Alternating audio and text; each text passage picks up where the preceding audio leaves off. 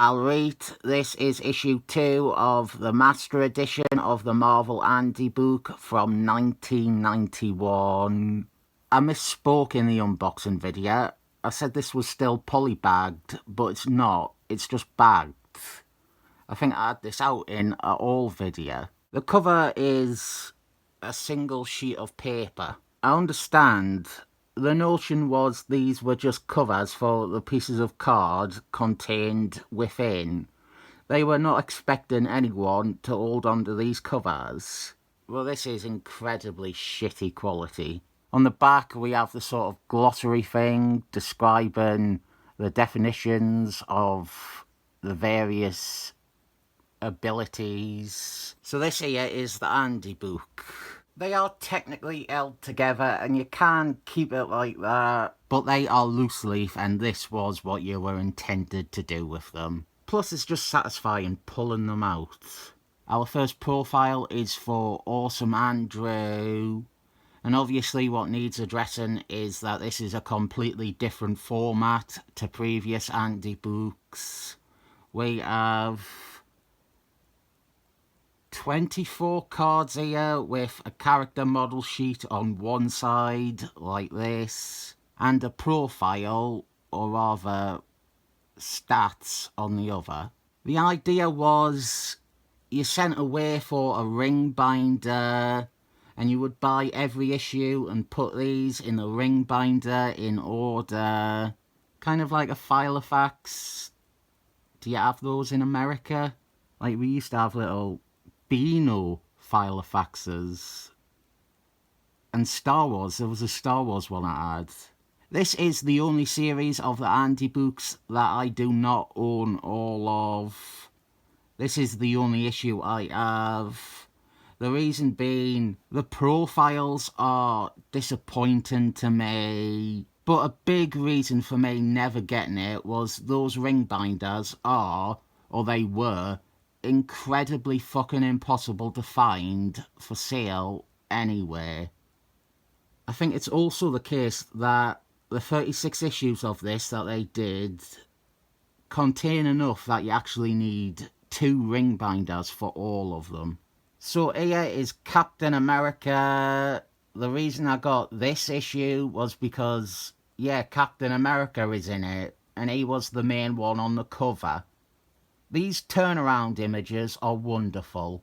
I said in the unboxing, tremendous resource for artists and designers. The profiles have removed all the history. We instead get a stat sheet with their key details and then directed to significant issues. Those significant issues are often not very reliable, and in the case of a character like Captain America, there are far too many significant issues to list them all, so you will always have bother with an issue being missing or something important not being considered. Irene from Sherlock. I don't say it enough, but I have absolute disdain for the Excellent Men books ever since Jonathan Huckleberry. A pretentious hack broke the entire thing, and then fucked off and left a gaggle of incompetents to just revel in Christopher Clairvoyant reverence. Now they just eat all the plots that Christopher Clairvoyant was told that he couldn't do in the 70s and 80s. I genuinely consider the current Excellent Men books to be the death of comic books as a medium. They have just made a mockery of the entire thing. Death no longer matters. Established character no longer matters. It's all just a fucking farce. But it's progressive, so it is acclaimed. And people say it is the best era ever. Not wrong with Irene and Mistake being Smurf's parents. Just everything else is wrong. I also hate the current Spider-Man books, but that isn't anything different. I've hated them since 2007. Well, actually, I hated the Excellent Men books since 2011. so they're both pretty much dead to me. This is the Dan Slott profile here. The thing is, these are bad because they come after the deluxe edition. These feel like a step back and comparatively worse.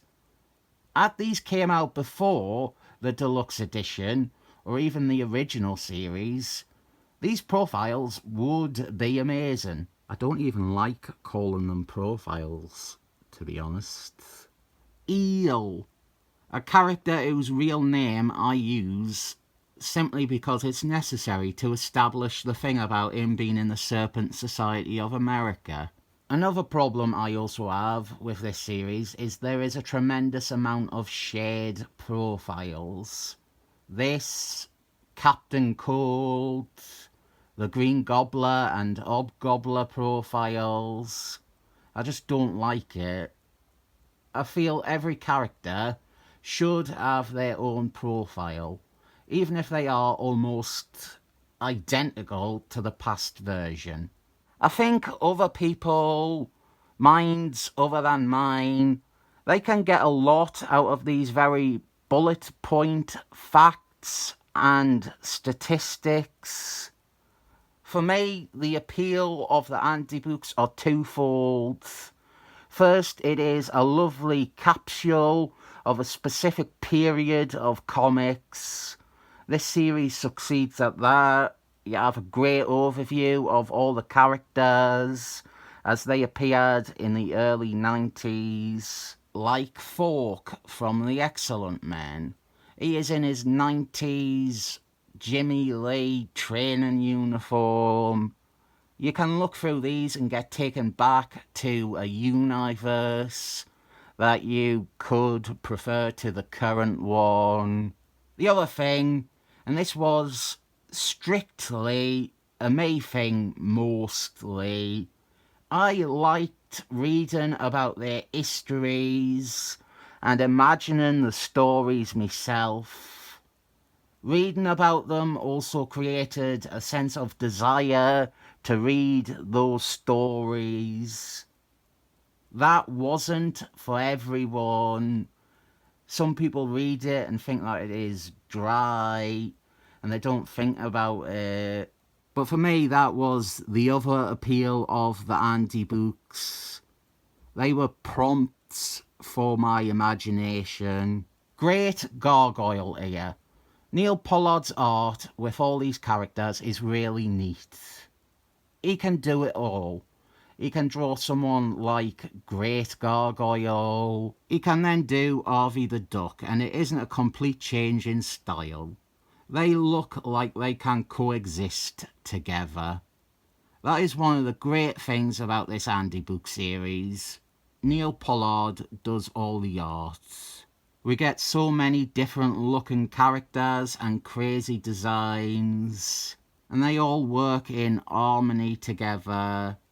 It's not like the previous Andy books where you would have a beautiful shot of Captain America by your boy Zek, and then turn the page and have an hideous contorted Bill son of a bitch image of Cannonballs. You wouldn't have that, because Cannonballs comes before Captain America in the alphabet. Reader, Hulk's arch enemy. For one day only, I am returning my big question of the day. Do you prefer Reader with the SNL Coneheads look, or with this Tithead look? Conehead or Tithead? Which do you like? I prefer this. I think it's easier to make Reader intimidating and sinister with his head like this. I also prefer a pair of tits to Dan Aykroyd's. I said I got this simply because Captain America was the featured character, but happy to say there's more than a few others I care for deeply in here. We have Moonstump from the Thunderballs in a second best design. Great character. 5 foot 11 inches. good eye to her as well. I reckon this character should be called Mother Superior. It was a much better name than Mother Knight. In her first appearance, she was called Suprema, another better name than Mother Knight. See? Former aliases, Suprema. I was going to say something here, but I have said it before. The time people laughed at me on CBR forums for saying that Nitrous Brio was the most successful supervillain in the Marvel Universe.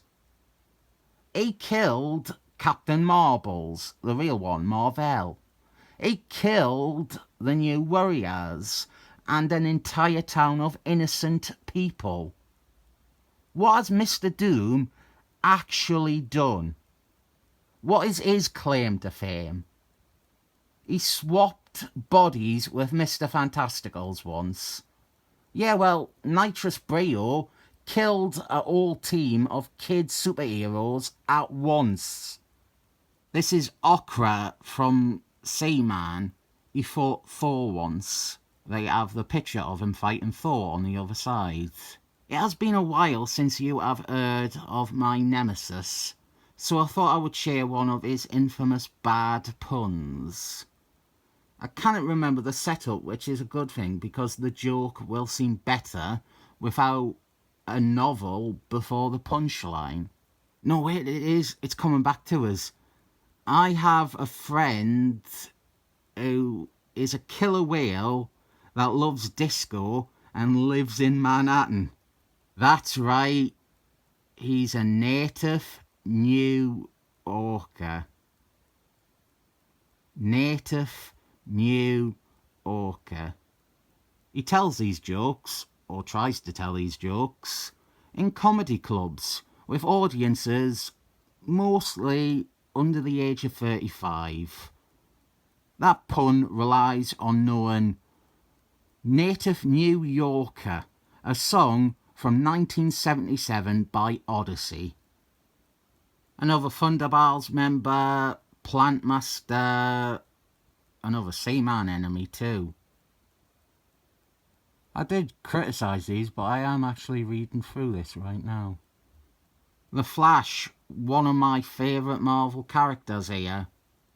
Here is his reverse.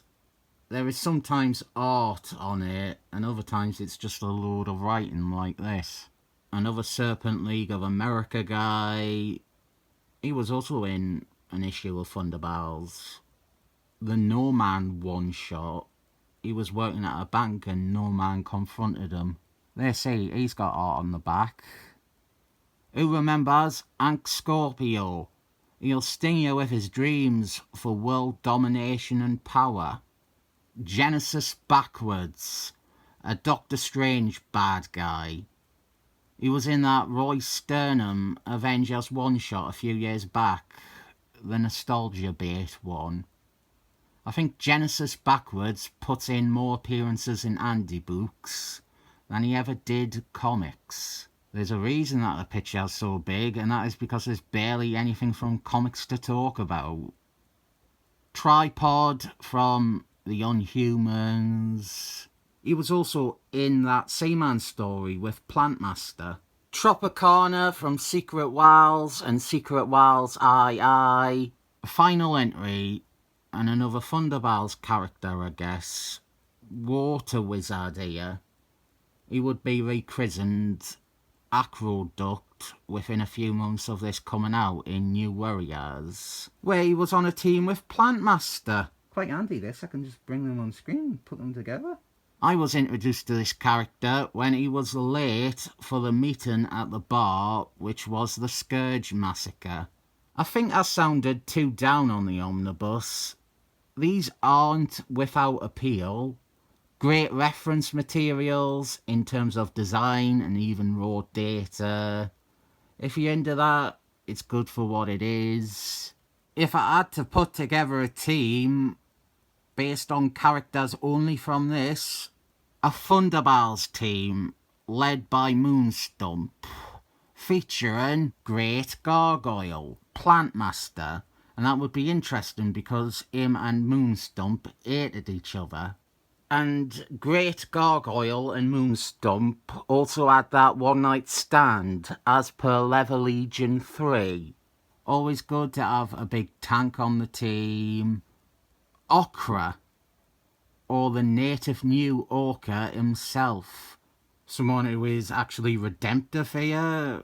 Eel, I guess. Generic strong guy from the Serpent League of America. And finally, Water Wizards. Moonstump would obviously not be a very good leader, and therein lies about 70% of the conflict.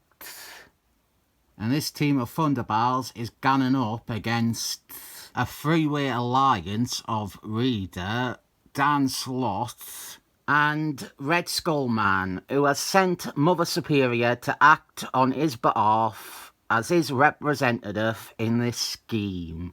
And they have conscripted Nitrous Brio and the Awesome Andrew. They plan to harness the knowledge of the new god known as Metron and access the cosmic energy of Rubik and combine it with the magic of Genesis backwards to do bad guy shit. Cut away to Fork from the Excellent Men, realising that his machines register some strange energy happening. Cut to Tripod swimming in the ocean and recognising that something is happening. Cut to Irene, who is holding her head and saying, "Oh, it is just like I foresaw." Cut to Avengers House, where we see two members of the Avengers reacting to bad guy shit happening on the monitors. Cut to Harvey the Duck smoking a cigar and saying, "Hey, what are you looking at, asshole?" Cut to the skeleton remains of two dead people who don't say anything because they are dead. Quite fun, that. I might get some more of these handy books. I like holding them and being able to mix and match them and stuff. I 7 thumbs up this master edition, I reckon.